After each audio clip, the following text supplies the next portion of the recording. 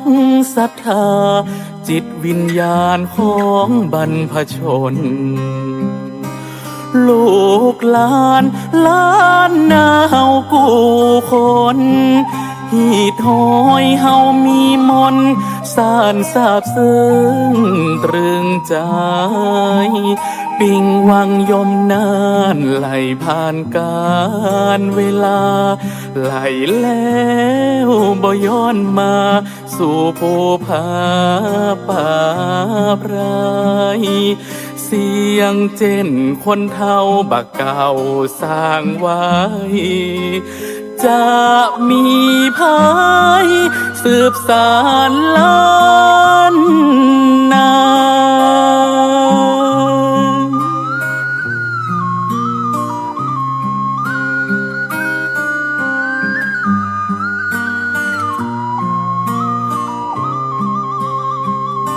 ประวัติศาสตร์ล้านนาภาคภูมิใจจากเจือเครือใหญ่ยวนลือเขินไตสืบสายเมินมาอักษรธรรมล้านนาใบลานปักษามรดกภูมิปัญญาศาสนาวัฒนธรรมลูกหลานอ่านบออกสักก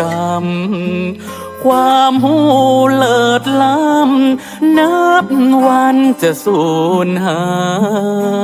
ยกำเมืองกำบะเก่าเล่ายายลูกหลานอายแล้วไผจะอู้กัน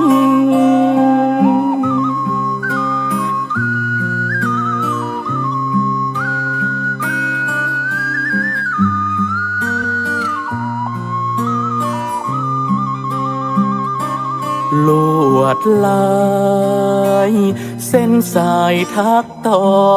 สานต่อลมหายใจฝ้ายและไม้แผ่นผ้าแพร่ผ่านผ้า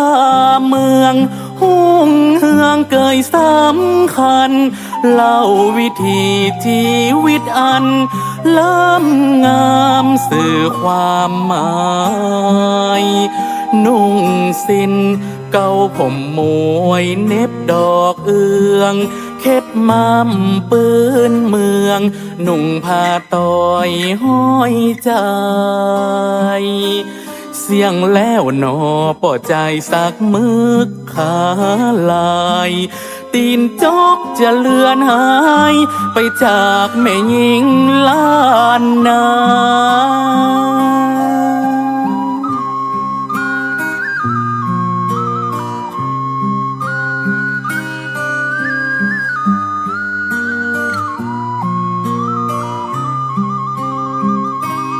ปีจุมข่าวจ้อยสอเสียงปีนสลอสอล่องนานมาปาดกองแน่ไว้สาขะกุนพีล้านนาปูจาบานพชนนันตะเพรีเจิงลายแอนฟ้อนสลอซอซึ่งวอนมวนล้ำเมืองคนติปยะนนทีแห่งเตฟ้าเมืองบนเปียปินมวนล้อ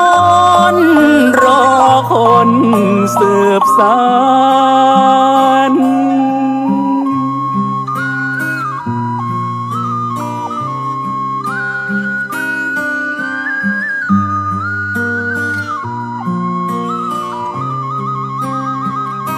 สลาแป้งแต่งลวดลายแต้มต้องมีลวงลายสลักฟักดอกปูนปั้นโบราณภาษาสตร์เวจายนทรงสการเตรียมติดวิมานแห่งล้านนาป ตั้งเครื่องเงินเขินงามขวากหางโกมตุงแต่งสร้างชัดจ้องกลางบางเงาเครื่องสูงเครื่องเต้าเลิงเล่าสืบมาแต่เก้าเมืองเฮามีดี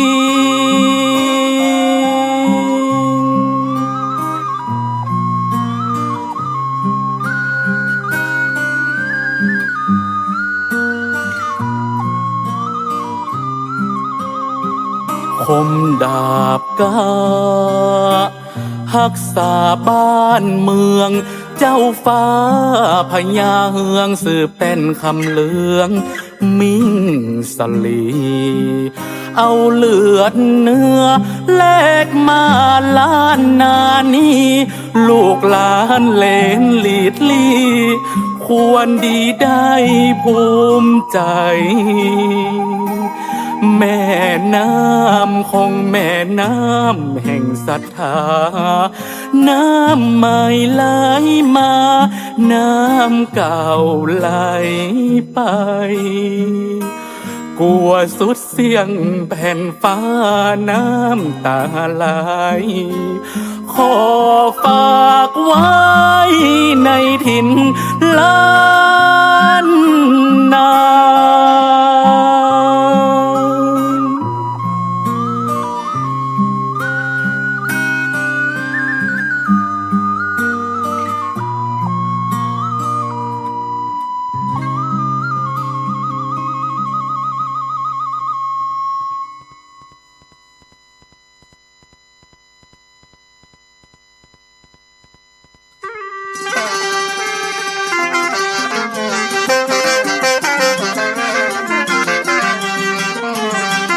สวัสดีครับท่านผู้ฟังที่ฮักทั้งหลายครับมาปะกับรายการบ้านเฮามันเน็ตกับ cn77.com นะครับวันนี้เป็นวันศุกร์ที่6นะครับเดือนกุมภาพันธ์2569นะครับตั้ง cm77 วิทยุอินเทอร์เน็ตล้านนาครับทั้งคลื่น 104.50 เมกะเฮิรตซ์นะครับคลื่นเพื่อการศึกษาพุทธศาสนาและวัฒนธรรมนะครับวัดไฟหินเนาะนะครับ 104.5 เมกะเฮิรตซ์นะครับก็เพื่อความอนุเคราะห์นะครับเมตตาจากท่านอาจารย์พระครูสมุวิศวัตนะครับก็เจ้าวัดไฟหินเนาะนะครับเพิ่นก็เมตตาให้มาออกทาง FM ตัวนะครับทาง FM 104.50 วัดไฟหินนะครับก็กุวันศุกร์นะครับวันศุกร์วันเสาร์วันอาทิตย์ตั้งแต่เวลาบ่ายโมงจนถึงเวลา2 โมงนะครับ1 ชั่วโมงเต็มๆนะครับกับรายการนะครับบ้านเฮามันเน็ตกับ cm77.com เนาะฟังเพลงกับเมืองม่วนๆในแนวของcm77 นะครับก็แต่ก่อนนี้ก็มีคลื่นนะครับ 97.5 ประเด็นนี้ก็ไม่ได้มีละนะครับก็เลยมาอาศัยนะครับคลื่น 104.50 นะครับวัดไฟหินเนาะนะครับก็นะครับความเมตตาจากท่านอาจารย์พระครูสมุวิศวัตนะครับเจ้าวัดวัดไฟหินเพิ่นก็ให้มาออกทาง FM 104.50 ตัวนะครับสวัสดีทาง TikTok เฮาก็ลองไลฟ์สัญญาณอยู่นะครับไลฟ์สัญญาณไปอันนะครับเพราะว่าเพื่อคนเข้ามาทาง TikTok ก็จะได้ฟังของเฮาตัวเนาะนะครับ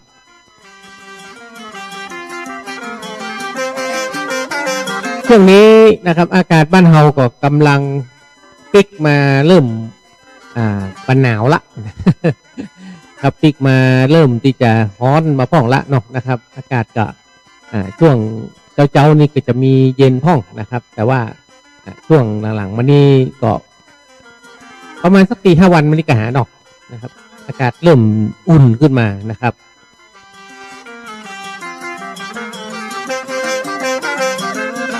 เลยแกเนอร์นะครับจัดเมื่อ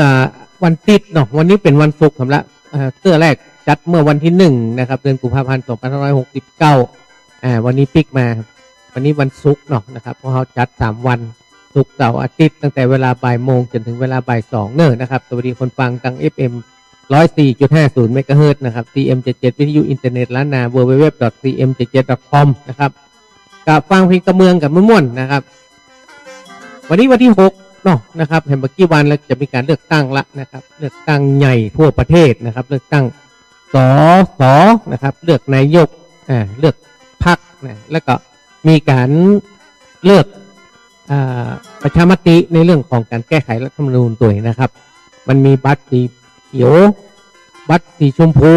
บัตรสีเหลืองนะครับเนอะนะครับบัตรสีเขียวนี่ก็เลือกคนนะครับเลือกคนก็คือเลือกสสในเขตบัตรชมพูก็เลือกพรรคนะครับแล้วก็บัตรสีเหลืองนี่ก็เลือก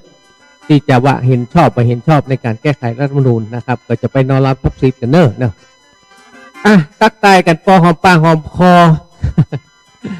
ก็มาได้จัดรายการมาเมินนักแกนะครับติดแล้วนี่ฝึกปุ๊มากๆนะครับ ติดนี้ก็มาลื่นไหลมาพ่องหน่อยพี่น้องนะอย่าได้นะครับวันนี้ผมก็ทำน้อยครับดำเนินรายการนะครับแหมน้อยอาจจะมีจมูกมาแจมกันพ่องนะครับใน CM77 นะครับฟังเพลงเกี่ยวกับตำนานล้านนาตะกี้นะครับแต่งโดยไอ้วันชัยพิพัฒน์พงษ์หนอกขัดเนาะนะครับก็ในเรื่องราวของบ้านเฮาเนาะล้านนาเฮาก็มีดีมีเน็ตจัดหลายนะครับ CM77 เฮาก็เลยเอามาออก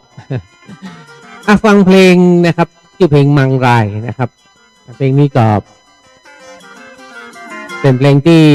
พี่แอดสุนทรีเวชานนท์ไอ้วัชระเจริญพรหรือไอ้ตุ๊ปสลีร้องด้วยกันเนาะนะครับจะออกแนวอันนี้หน่อยนะครับก่อนว่าแนวอะไรอย่างไรแนวร่วมสมัยหน่อยนะครับแต่ก็อู้ถึงเรื่องราวของพญามังรายนะครับที่ก่อตั้งเชียงใหม่เฮาเนาะนะครับตั้งแต่สมัยไหนนะครับก็เพลงนี้ครับเป็นเพลงของวงไม้เมืองนะครับวงไม้เมืองร้องเพลงที่ชื่อว่าทิพดาราร้องเพลงเกี่ยวกับเจ้าดารารัศมีนะครับก็เป็นลูกของเจ้าเมืองนะครับเจ้าเมืองบ้านเฮาเนาะนะครับที่ไปเป็นชายาของรัชกาลที่5นะครับก็วงไม้เมืองต่อมาร้องเพลงนะครับเกี่ยวกับต้นเนาะนะครับที่สร้างบริการให้กับจังใหม่เขานักขนาดเลยนะครับเพลงครับเป็นเพลงของน้องโมเยหรือน้องติ๋มนะครับน้องกัญญนัทสิรินะครับที่น้องติ๋มโมเยสมัยก่อนนี่ก็จัดรายการที่ CM77 เหมือนกันนะครับร้องเพลงมิ่งแก้วเจ้าจอมนะครับฟัง3ผลงานเพลงนะครับกับรายการบ้านเฮาวันเน็ตกับ cm77.com นะครับใครให้เอิ้นมาแลกเปลี่ยนเอิ้นมาเอ่ยกันก็ได้นะครับ0533276677นะครับ0533276677นะครับก็สามารถที่เอ่ยกันเข้ามาได้ครับฟัง3ผลงานเพลงนี้ก่อนแล้วกันครับ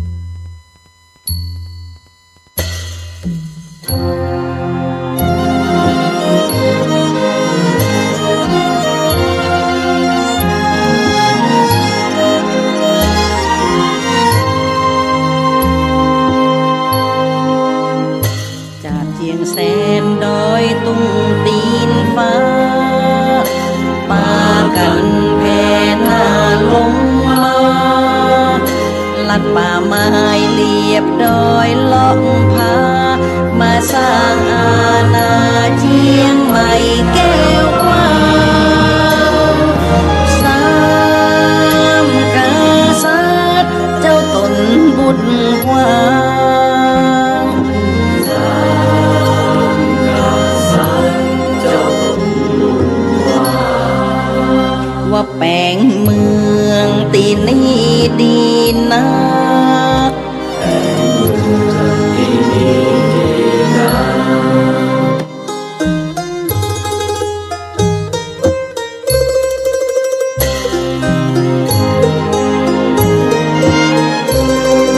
สร้างปราการสร้างเมืองสำนัก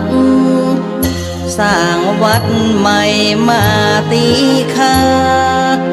เมืองฝ่ายใหญ่น้อยยาวไกลสุดตา น้ำไหลเข้านาเลี้ยงคนเลี้ยงบ้านคนหลั่งไหลมาหนุนเมืองหลายทาง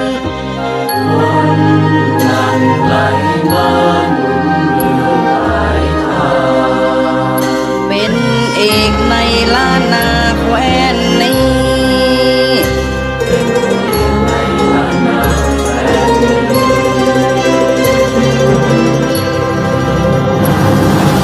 เขามังรายหมายใจจากจีคือพระเอกไทยสร้างทางธรรมสร้างโลกสุขล้ำเหมือนดังสวรรค์ทุกคืนวันสุขใจไม่ได้ลืมว่า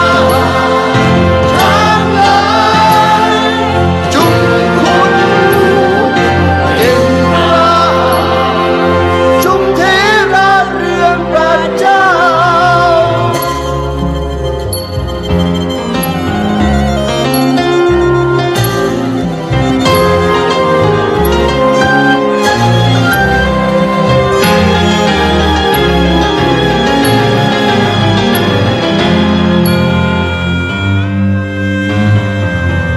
หวังเชียงใหม่นี้บ่มีโศกเศร้า อิ่มสุขอยู่ได้ยาวยืนคืองามด้วยมนุษย์ งามผ้าแผ่นพื้น งามวันงามคืน สิ่งแวดล้อมสร้างงามจิตงามใจงามสิ่งก่อสร้าง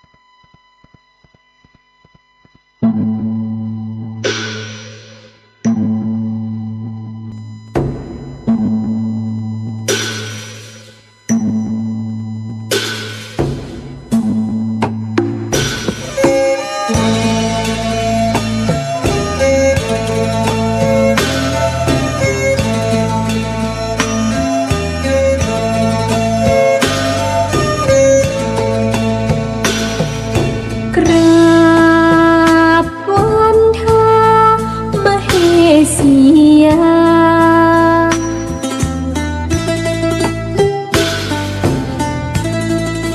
งามแม่งามสมยอดบูชานามสุนันทากุมารีรักมิ่งแก้วเจ้าจามของทูลกระหม่อมขวัญหนึ่งในใจนั้นองค์พระจุฬามิ่งแก้วเจ้าจอมของทูลกระหม่อมขวัญเฮ้เฮ้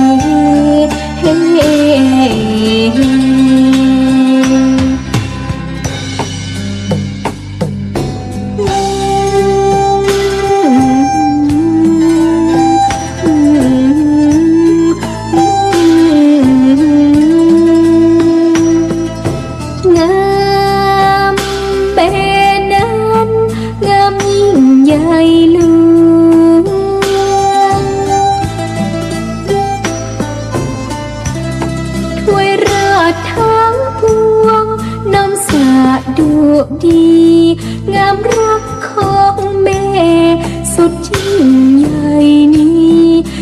หาได้มีมาเปรียบเทียบไว้แม่รักลูกยิ่งกว่าดวงฤทัยมอบให้ชีพในห่วงแห่งทารามิ่งแก้วเจ้าจอมของทูลกระหม่อมขวัญเฮ้เฮ้เฮ้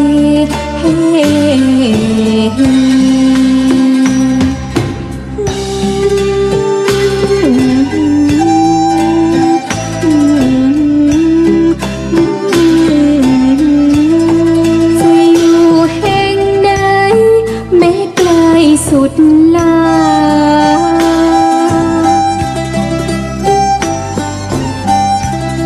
เป็นสุดขอบฟ้าหรือไกลจนสุดแดนสวงสดับฟงเสียงสำเนียงกล่าวก้องถวยราชแส่ซองน้อมสาดุดีมิ่งแก้วเจ้าจอมของทูลกระหม่อมขวัญ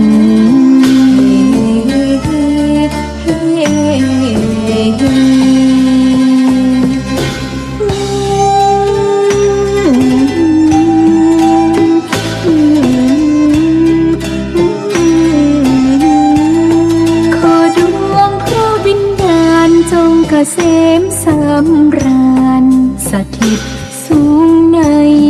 วิมานแดนสวงแผ่บารมีไพรฟ้าทั้งปวงกรมศิระครานมเหสียามิ่งแก้วเจ้าจอมของทูลกระหม่อมขวัญเฮ้เฮ้เฮ้เฮ้เฮ้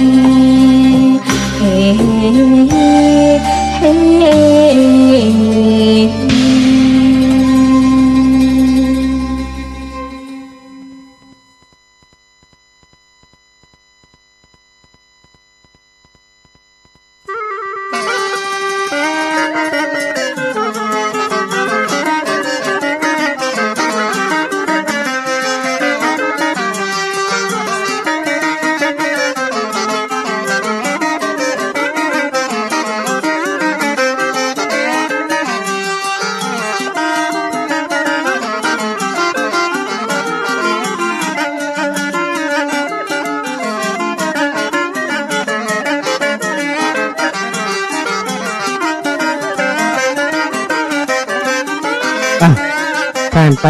3ผลงานเพลงนะครับเป็นเพลงที่ชื่อว่ามังรายนะครับห้องโดยพี่แอดสุนทรีปีชานนท์แล้วก็ไอ้ตุกบัสลี่นะครับกับพี่แอดประเด็นนี้เพิ่นก็มีร้านอาหารเนาะนะครับอยู่ที่แถวน้ำปิงกะหาเนาะนะครับก็มีลูกสาวเพิ่นดูแลอยู่นะครับน้องลานาคำมินนะครับก็อันคนหนึ่งครับไอ้ตุกบัสลี่ประเด็นนี้รู้สึกว่าจะไปอยู่ตุ้มนะครับไปอยู่เมืองปายได้ยินข่าวล่าสุดนะครับก็เป็นผลงานเพลงที่ม่วนนะครับฟังมาได้กับม่วนนะครับเพลงกำเมืองบ้านเฮามันตึงเน็ตนะอย่างที่ว่านะครับเพลงครับเพลงทิพดาราของวงไม้เมืองนะครับไม้เมืองนี่กับน้องอ้อมไม้เมืองกับน้องแม็กนะครับแต่ก่อนจะอยู่CM77เนี่ยนะครับจัดรายการด้วยกันเหมือนกันนะครับประเด็นนี้เป็นดังระดับประเทศแล้วนะครับก็ออกอัลบั้มหลายชุดนะครับกับแกรมมี่นะครับเพลงที่ดังก็คือแมงปอปีกบางนะครับโอ้หลายเพลงนะครับเพลงคนดังหลายเพลงจนประเด็นนี้เดินสายไปทั่วประเทศนะครับก็ถือว่าเป็นศิลปินที่น่าภาคภูมิใจกลุ่มหนึ่งนะครับวงไม้เมืองนะครับที่ไปสร้างชื่อเสียงเนาะนะครับให้เฮาแล้วก็ทำให้บ้านเฮาไปที่รู้จักนะครับก็ศิลปินบ้านเฮาก็จะได้เติบโตกัน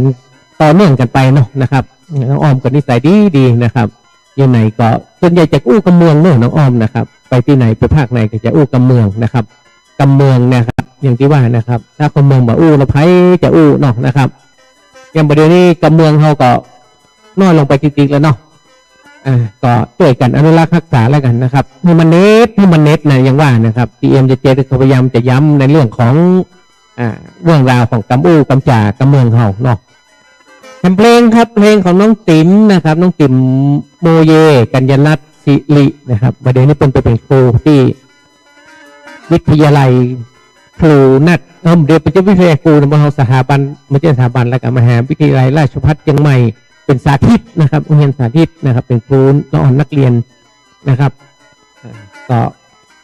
แต่ก่อนนี้ก็จัดรายการที่ CM77 เหมือนกันนะครับเป็นศิลปินท่านหนึ่งนะครับที่มีผลงานลายเหมือนกันนะครับบอกว่าเป็นผลงานเพลงในออกธรรมะก็มีนะครับเดี๋ยวสักวันก็เอามาเปิดให้กันฟังเนาะนะครับก็ถือว่ารายการนี้วันนี้ก็จัดเป็นวันที่สองเตือที่สองนะคงจะวันที่สองเตือที่สองนะครับกูวันศุกร์เสาร์อาทิตย์เนอะนะครับศุกร์เสาร์อาทิตย์ตั้งแต่เวลาบ่ายโมงถึงบ่าย2 โมงนะครับทาง FM 104.50 เมกะเฮิรตซ์วัดป่ายหินนะครับชื่อสถานีเป็นชื่อว่าสถานีวิทยุเพื่อการศึกษาพุทธศาสนาและวัฒนธรรมนะครับชื่อ 104.50 เมกะเฮิรตซ์วัดป่ายหินนะครับด้วยความเมตตาจากท่านพระครูนะครับสมุวิศวัตนะครับเจ้าวัดวัดป่ายหินเนาะนะครับก็ตีมาให้CM77ได้มาดำเนินรายการนะครับนำมาจัดรายการในช่วงนี้นะครับต้นว่าออกไปทาง YouTube ตัวนะครับจัดออกทาง YouTube ของวัดไฟหินนะครับบอกว่า YouTube แล้วก็ Facebook นะครับของวัดไฟหินนะครับเพจวัดไฟหินนะครับ YouTube กับของวัดไฟหินเนอะนะครับก็ได้หลายตี้หลายตางเนาะนะครับแต่ว่าบริหารหูกันนะครับเดี๋ยวค่อยพัฒนากันไปเรื่อยๆ ตอนนี้อยู่คนเดียวมันง่อมอยู่ก็เลยแปลงขั้นแปลงนี่นะครับก็เลยติ๊กมาจัดรายการนะครับโอ้กับท่านวิศวัตเป็นว่ามาเลยนะ ก็ได้มาออกเสียงเอ่ยกันนะครับฟังเพลงกันสัก3 ผลงานเพลงบอกนะครับช่วงนี้ก็อย่างที่ว่านะครับเรื่อง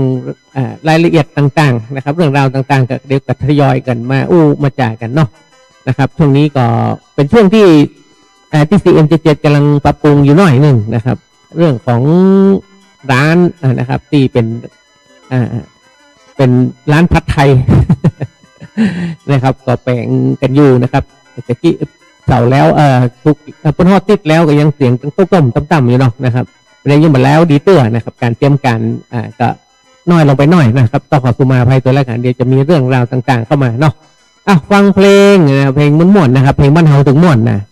เพลงของไอ้รัฐเกิดเจ้ายอง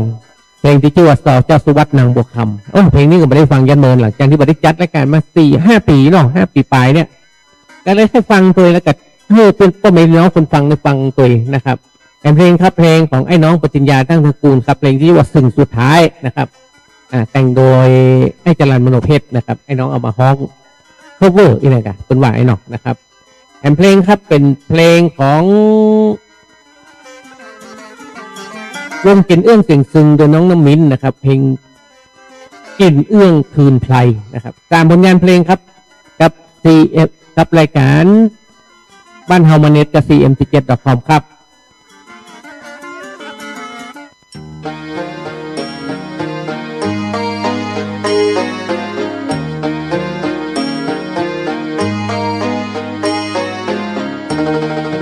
คอยฟังลาหมู่จุ้มพี่น้องและจะไขทำนองเรื่องนางบัวคำจะไขลาบำที่ออกในธรรมพาเจ้าที่ต่อสืบเก้าเจ้าสุวัตโตยมา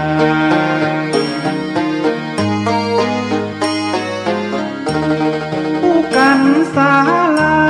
วันนั้นเมื่ออ่านและบัวคำน้องจันจะไขบอกนิดาว่านางได้จ้าว่านางได้กับเจ้า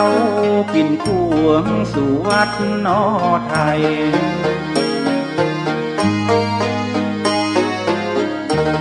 ส่วนพาฤาษีต้นก่อเล่งหันใดเลยยกย่อให้ถือเป็นตัวกรรมคือนางบัวคำเมื่อปางก่อนอันท่านบอกขีดขั้นเลยยกคือเป็นเมียแปลง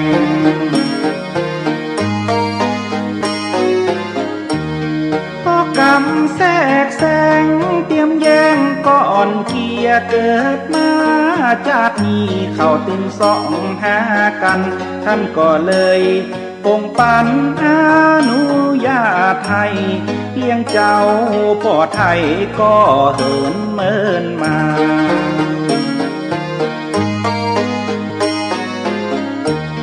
วันหนึ่งนั้นหนอตั้งสองผู้สร้างและเข้าป่าดงกว้างเสาะหาเผือกมันมีตังมาตันมาเฟืองไฟฟ้ามามวงขี้ยาหน่วยสุกงามดี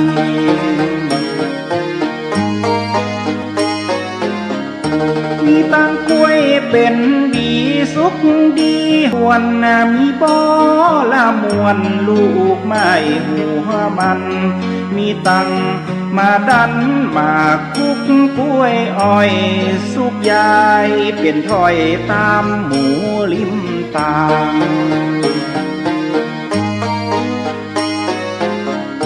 เจ้าก็ป่าเอานางล้อเดินต้องเต้าเสียหลงไปเข้าเขตเมืองกุมพันเจ้าก็ป่าเอานางจอดจุยังเล่นไม่จะพักเอาเย็นจื่นเจยบา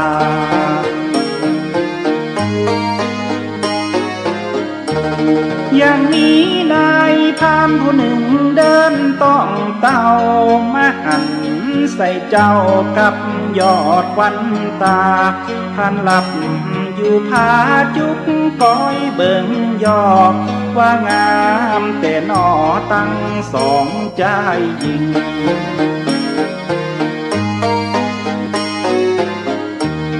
เขาเป็นคู่ปิงก็ว่าเป็น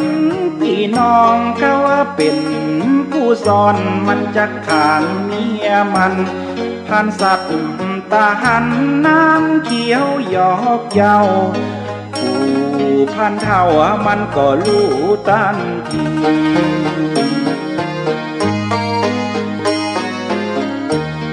ว่าจอมนาลีเขาเป็นคู่อ่อนและเขาเป็น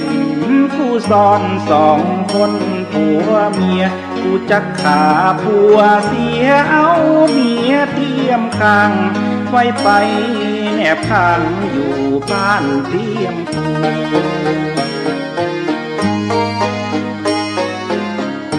ท่านก็ขึ้นธนูดำปืนเทียนกาที่ปากกายาปืนก็ลั่นออกไป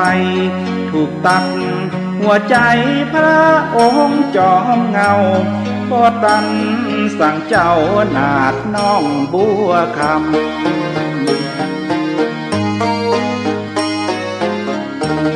ตั้งหน้าก็วำเต้าลมเกิดกิ่งอยู่เหนือแดนดินบ่อปากสักกำส่วนนางบัวคำมันก็หูวิก็ให้กอดศพพี่ไทยลองว่าเว้ยเว้ย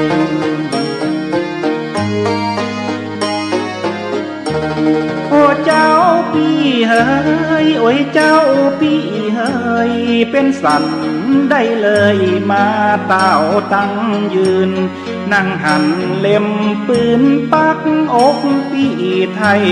พวกคำน้องไทยอกสั่นควันคิง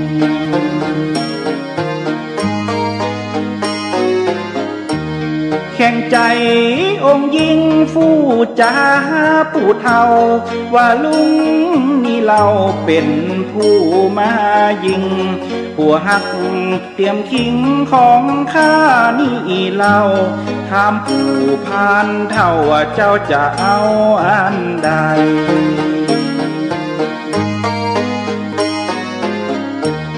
ได้ฟังนิยายถ้อยคำพระเจ้าติดต่อบทเก่าหากมาบรรยายส่วนตัวคำใจจักไขเป็นห้องจักลำบากพี่น้องฟุกหมูมาฟัง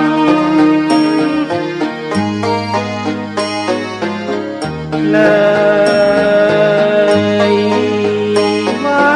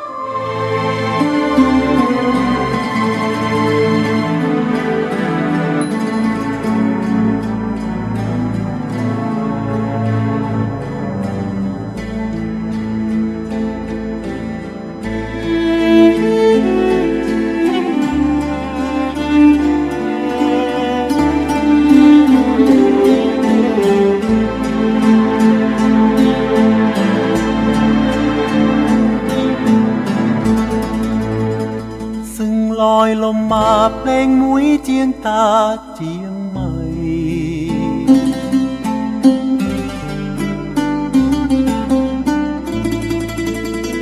เลือนลางจางไปวันนี้มีใครคิดจะบรรเลงต่อ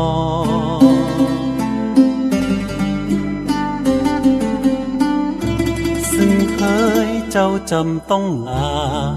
ล้านนาไปแล้วสิหนอ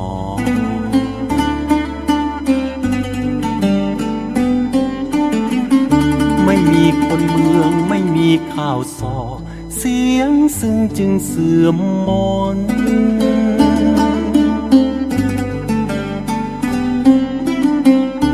เสียงซึ่งแผ่วไปจนใจหายดังซึ่งสุดท้ายจะลาห่างคน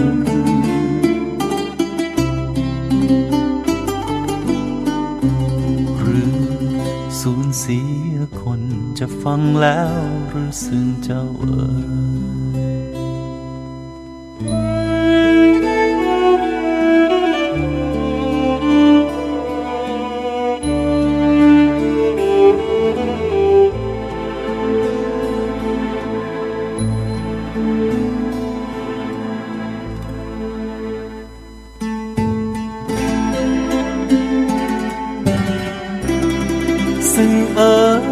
ซึ่งเคยข้าไม่เคยคิดที่จะลืมหรอกนะ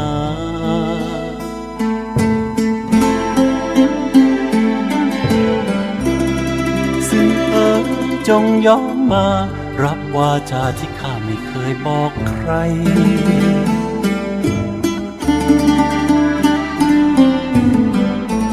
ข้าถูกคนที่เคยรักกันเคยฝากความฝันมาพันเปลี่ยนใจ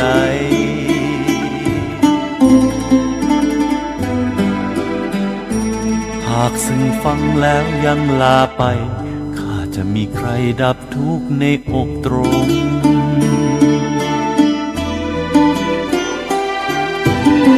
ซึ่งผิวเบาๆแรงเร้าอารมณ์ปัดเป่าความคมทุกระทมคลาย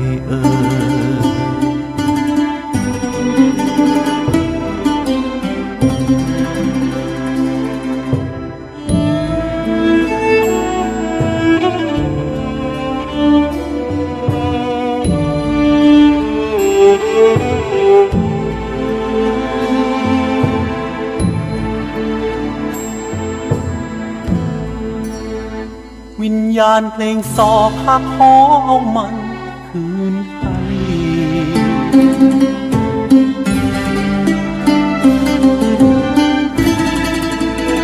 ซึ่งพามันไปไหนก็ไปไม่ต้องเอามาส่ง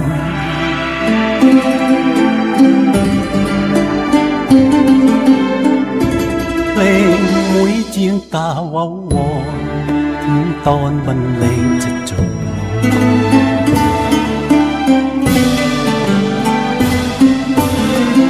เรื่องราวหวานล้านนาก็คง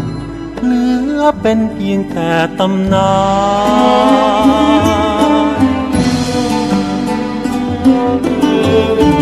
นน้ำปิงเปลี่ยนรอยเปลี่ยนสลายเอื้อมดอยทุกพายให้คนปัญญา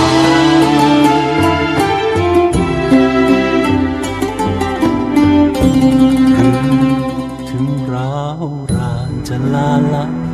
ไม่คืนกลับ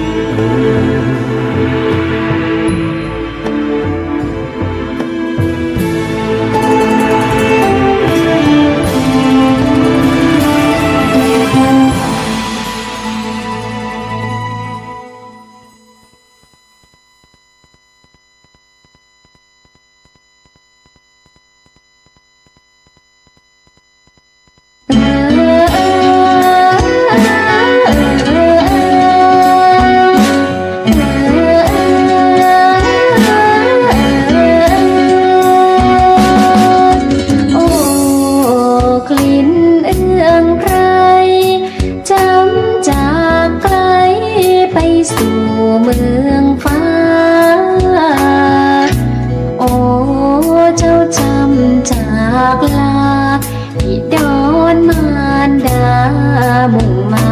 โบยบินขับขาน